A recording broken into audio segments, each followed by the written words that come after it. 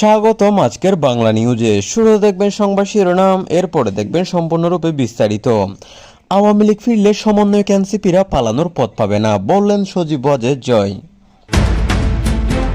এরপর দেখবেন আওয়ামী লীগের 2 লক্ষ কর্মী প্রস্তুত রাজধানীর ধানমন্ডিতে।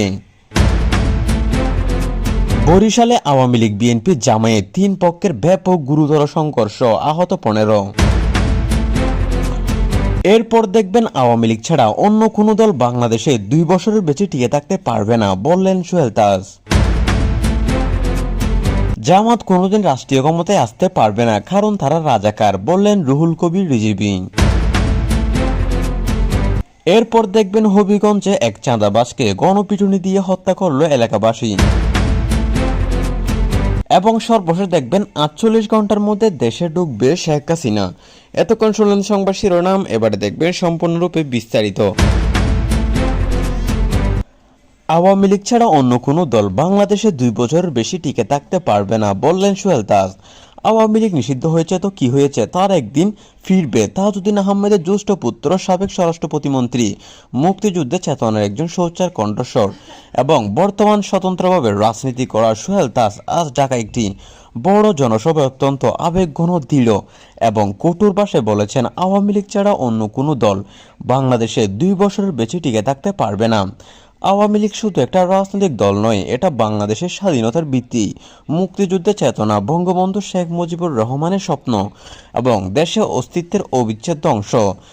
যে দেশের স্বাধীনতা আওয়ামী লীগের নেতৃত্বে লাখ লাখ শহীদের রক্তের বিনিময়ে অর্জিত হয়েছে, সেই দেশের রাজনীতি, সংবিধান, গণতন্ত্র এবং জাতীয় ঐক্য আওয়ামী লীগ ছাড়া টিকে থাকতে পারবে না, এটা অসম্ভব।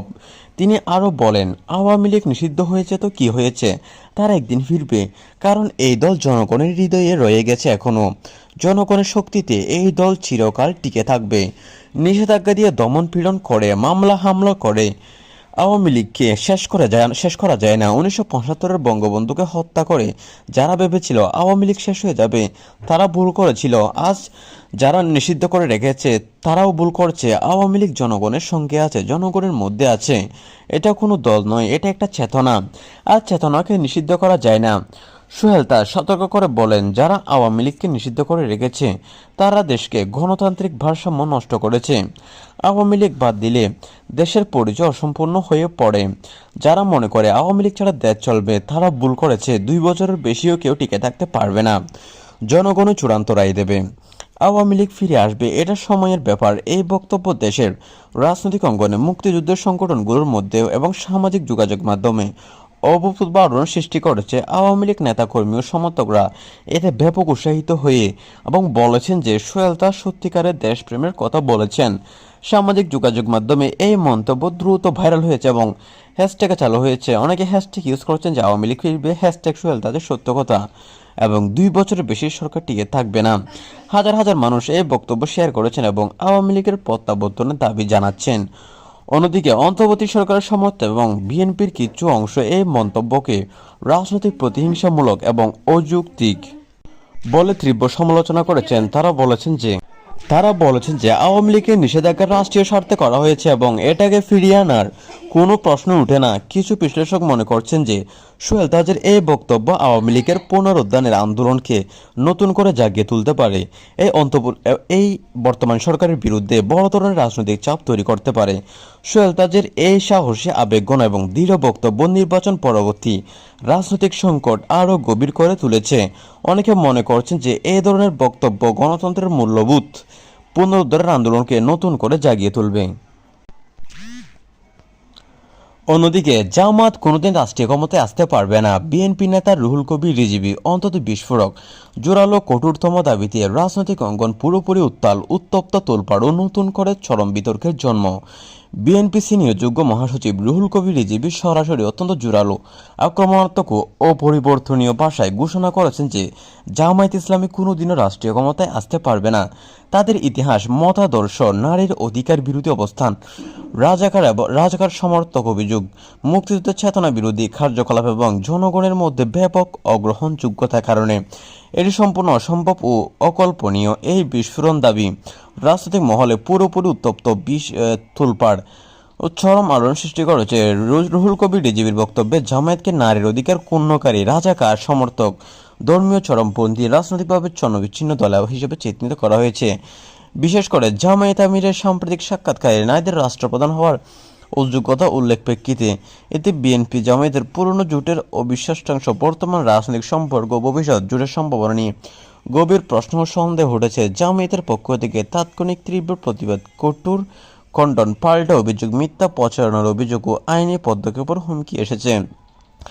এই বক্তব্য নির্বাচনী প্রচারণা, রাজনৈতিক জোট গঠন, নারীর অধিকার, মুক্তিযুদ্ধের চেতনা, ধর্মনিরপেক্ষতা, দেশের ভবিষ্যৎ রাজনৈতিক দৃশ্যপট নিয়ে নতুন করে বিশাল বিতর্ক, উত্তেজনা, মেরুকরণ, সংঘাত সৃষ্টি করেছে।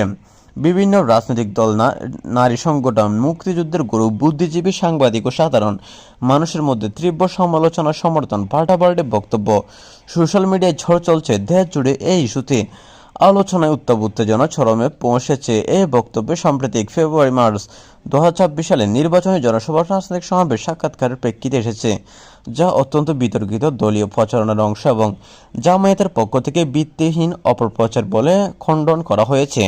আরও বিস্তারিত আপডেট পেতে সঙ্গে থাকুন।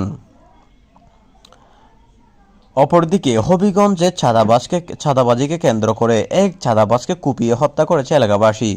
হবিগঞ্জের প্রতিনিধি। হবিগঞ্জের একটি এলাকায় দীর্ঘদিন ধরে চাঁদাবাজি, হুমকি, সন্ত্রাসী কর্মকাণ্ড চালিয়ে আসা এক ব্যক্তিকে স্থানীয় এলাকাবাসী কুপিয়ে হত্যা করেছে।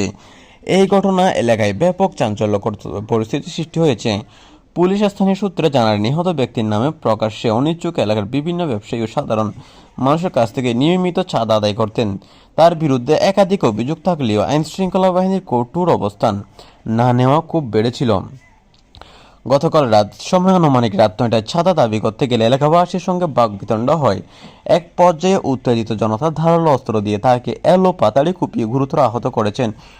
পরে স্থানীয়রা তাকে হবিগঞ্জ সদর হাসপাতালে নিলে কর্তব্যরত চিকিৎসক মৃত ঘোষণা করেন। এলাকাবাসী জানান, এই ব্যক্তির কারণে আমরা দীর্ঘদিন ধরে অতিষ্ঠ ছিলাম। ব্যবসা বাণিজ্য, দোকানপাট সবকিছুতে তার হস্তক্ষেপ ছিল। পুলিশের অভিযোগ করে কোনো লাভ হয়নি। শেষ পর্যন্ত ধৈর্যের সীমা ছাড়িয়ে যাওয়ার এমন ঘটনা ঘটেছে। হবিগঞ্জ সদর থানার ওসি জানান, ঘটনাস্থল পরিদর্শন করা হয়েছে, লাশ উদ্ধার করে ময়নাতদন্তের হাসপাতালের মর্গে পাঠানো হয়েছে। এই ঘটনায় এখনো কোনো মামলা হয়নি, তবে হত্যাকাণ্ডের সঙ্গে জড়িতদের শনাক্ত করে গ্রেপ্তারের চেষ্টা চলছে। এ ধরনের ঘটনায় এলাকায় শৃঙ্খলা পরিস্থিতি অবনতি ঘটাতে পারে বলে আশঙ্কা করা হচ্ছে।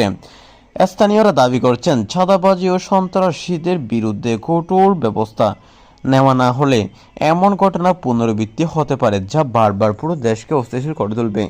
এতে শুধু বাংলাদেশ নয়, আশেপাশে অনেক সমস্যা হবে বলে জানা যাচ্ছেন। এই ছিল আজকের নিউজ। আজকের নিউজটি ভালো লাগলে চ্যানেলটি সাবস্ক্রাইব করে দিবেন। ধন্যবাদ।